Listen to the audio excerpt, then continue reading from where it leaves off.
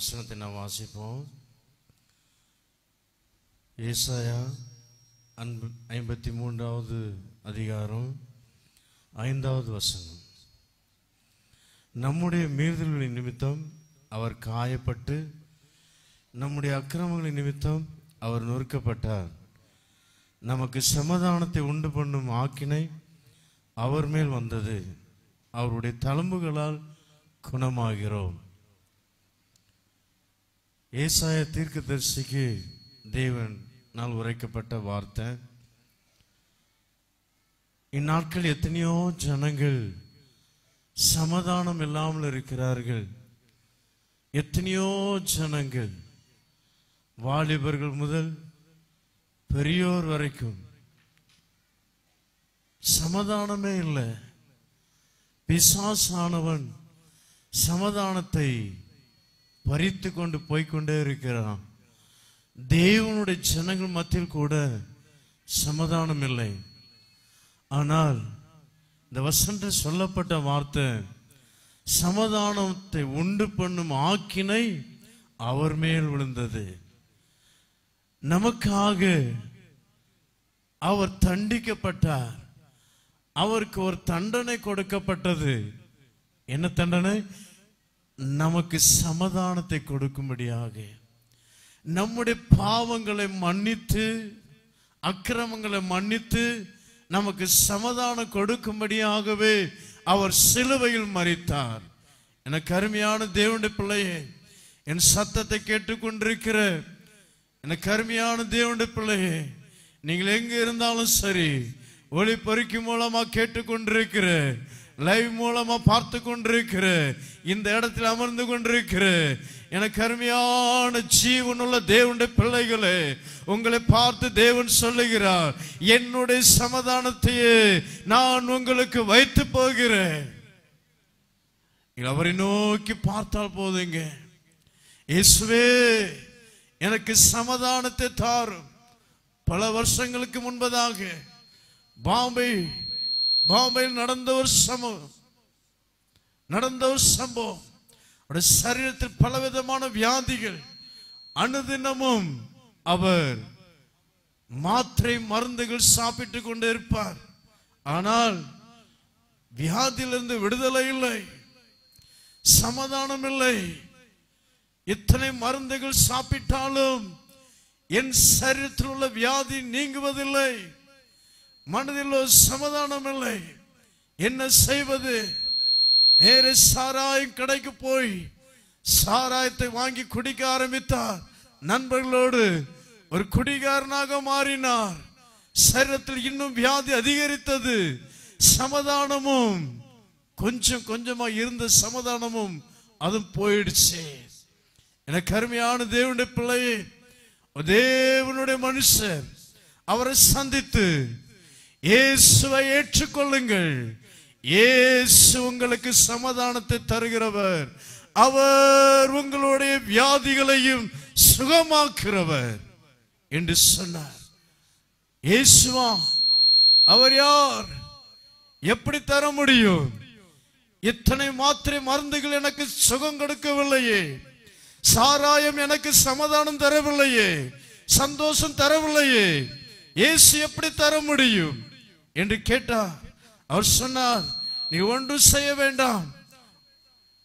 நீங்கள் உங்களுடைய வீட்டுக்கு சென்று முழங்கால் படியிட்டு, இயேசுவே எனக்கு சமாதானத்தை தாரும், இயேசுவே என் உள்ளத்தில் வாரும், என் இல்லத்தில் வாரும் என்று நீங்கள் சொன்னால் போதுங்க. இயேசு உங்களுக்கு சமாதானத்தை தருவார். உங்கள் சரீரத்தில் உள்ள வியாதியையும் நீக்குவார். ஏனென்றால் அவருடைய தழும்புகளால் நீங்கள் குணமானீர்கள் என்று சொல்லப்பட்ட வார்த்தை வேத வார்த்தைங்க, ஜீவனுள்ள வார்த்தை. இது அழிந்து போகிற வார்த்தை அல்ல, ஜீவனுள்ள வார்த்தை, பொய்யான வார்த்தை அல்ல, உண்மையுள்ள வார்த்தை, சத்திய வார்த்தை. இயேசு அநேக இடத்தில் சொல்லப்பட்ட வார்த்தை மெய்யாகவே மெய்யாகவே நான் உங்களுக்கு சொல்லுகிறேன். அப்படிப்பட்ட வார்த்தை சத்தியமான வார்த்தை.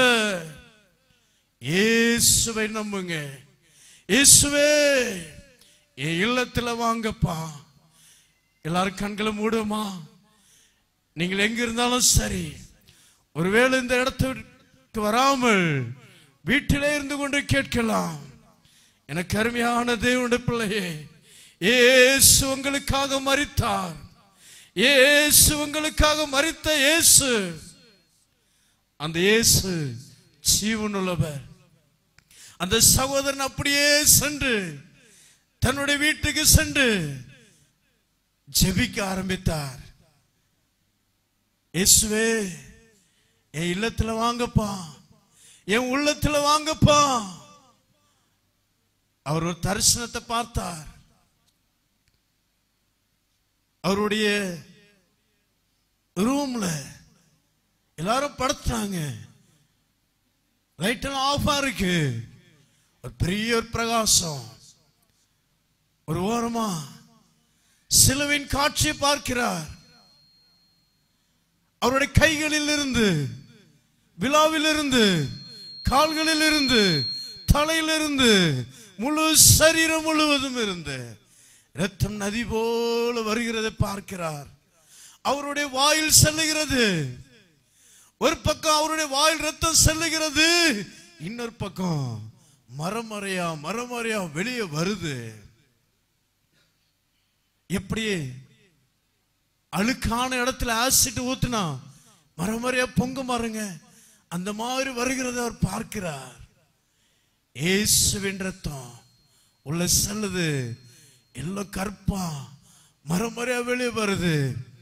அந்த சிலுவின் காட்சி, அதன் அருகாமையில் ஒரு தேவ மனிதன், பிரகாசமான ஒரு மனிதன் பார்த்து சொல்லுகிறார், மகனே, உன்னுடைய பாவங்கள் மன்னிக்கப்பட்டது, உன்னுடைய பாவங்கள் மன்னிக்கப்பட்டது, உன் வியாதியை நான் குணமாக்கி விட்டேன்.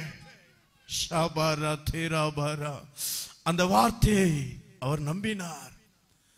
அடுத்த நாள் நான் மாத்திரையே சாப்பிட மாட்டேன் என்று தீர்மானம் பண்ணினார். ஒரு வியாதி வரல அவருக்கு. Wheezing problem, asthma problem. அவர் அனுதினமும் மாத்திரை சாப்பிட்டாலும் சுடுதண்ணி தாங்க குடிக்கணும், சுடுதண்ணி தான் கை கழுவணும், சுடுதண்ணி தான் குளிக்கணும். எவ்வளவு வெயில் காலமா இருந்தாலும் சரி சுடு தண்ணி தான். குளிர்ந்த பானங்கள் எதுவுமே அருந்தக்கூடாது. ஆனால் அன்று அடுத்த நாள் காலையிலே அவர் பச்சை தண்ணி குடித்து பார்த்தார். ஒன்றும் வரல, இருமல் வரல, இழுப்பு வரல. என் இயேசு எனக்கு சுகத்தை கொடுத்தார் என்று பறைசாற்ற ஆரம்பித்தார். அவர் இன்றும் கர்த்தருடைய ஊழியத்தை செய்து கொண்டு இருக்கிறார். உங்களையும் தேவன் அழைக்கிறார். கண்களை மூடுங்க, ஒரு தீர்மானத்தோடு, இயேசுவே, இயேசுவே, என்னை ஆசீர்வதியோ, என் பாவத்தை மன்னியோ, என் அக்கிரமத்தை மன்னியோ என்று நீங்க சொல்லுவீங்கன்னா அவர் இன்று உங்களை மன்னிக்க, உங்களுடைய பாவங்கள் எவ்வளோ சிவப்பாக இருந்தாலும் சரி, உறைந்த பனியை போல அவர் வெண்மையாக மாற்ற முடியுங்க. ஒரு பரிசுத்தவானாக, ஒரு பரிசுத்தவாட்டியாக உங்களை நிறுத்த முடியும். எந்த மனிதனும் உங்களுடைய பாவத்தை மன்னிக்கவே முடியாது. எந்த இரத்தமோ உங்களுடைய பாவத்தை மன்னிக்க முடியாது. ஆனால் இயேசு கிறிஸ்துவின் இரத்தம் உங்கள் பாவங்கள் மன்னிக்கப்படும். அவருடைய இரத்தத்தின் மூலமாக நீங்கள் பரிசுத்தமாக்கப்படும். அவருடைய இரத்தத்தின் மூலமாக நீங்கள் சுகமாக்கப்பட முடியும். விசுவாசிங்க, விசுவாசிங்க. வாயை திறந்து சொல்லுங்க, கரங்களை தட்டி சொல்லுங்க, இயேசுவே என்னை ஆசீர்வதியோ, என் இல்லத்துல வாங்கு, சமாதானத்தை தாங்க. சொல்லுங்க, சொல்லுங்க, சொல்லுங்க, பேசுங்க. பா, இன்று இன்று உங்களுக்கு ஒரு விடுதலை, வியாதி கட்டிலிருந்து விடுதலை, சாப கட்டிலிருந்து விடுதலை. ஓ திரபர வர வர கர ஷபர திரப ஷகர திரபர வர வர நசரேயனாகிய இயேசுவின் நாமத்தினால அப்பா உம்முடைய பிள்ளைகளுக்காக நாங்கள் ஜெபிக்கிறோம்.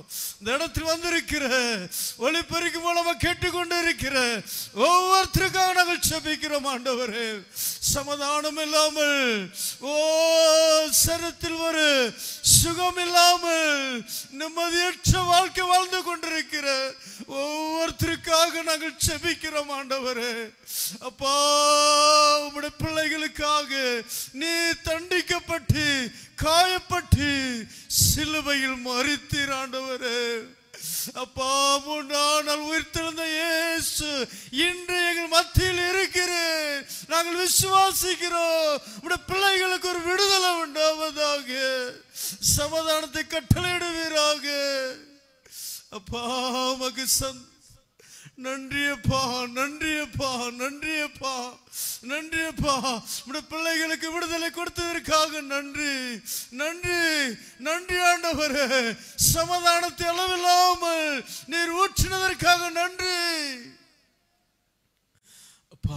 செய்தி கொடுக்கிறோம். உம்முடைய தாசன் உம்முடைய கரத்தில் ஒப்பு கொடுக்கிறோம்.